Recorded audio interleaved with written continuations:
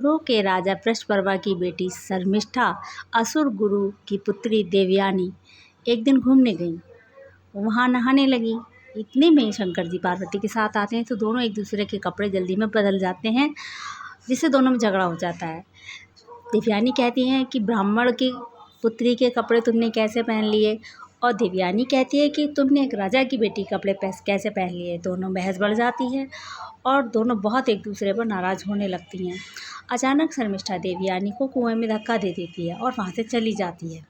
वहाँ से एक राजा निकलते हैं तो देखते हैं कुएं में एक लड़की पड़ी है। वह उसे अपना कपड़ा देते हैं और उसे हाथ पकड़ के बाहर निकाल लेते हैं।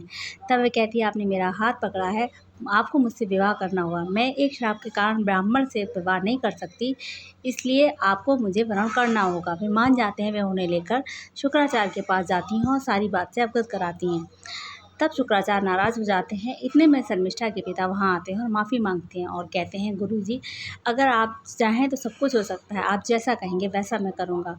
तब शुक्राचार्य कहते हैं, दोषी शर्मिष्ठा मेरी पुत्री की है, जो शर्मिष्ठा से मेरी देवयानी कहेगी वही मान्य होगा। देवयानी कहती है कि शर्मिष्ठा को मेरी दासी बनकर रहना होगा, और उनका विवाह राजा से हो जाता है। वो राजा से विवाह करती हैं और ये कहती हैं कि आप किसी और का वरण नहीं करेंगे। वो उस वक्त मान जाते हैं, लेकिन बाद में वो शर्मिष्ठा के पास चले जाते हैं। एक दिन देवयानी राजा के साथ घूमते हुए जाती है। शर्मिष्ठा के बच्चों को देखकर वह समझ जाती है कि बच्चे उनके हैं। तब वह नाराज़ होकर अपने पिता के पास चली जाती हैं।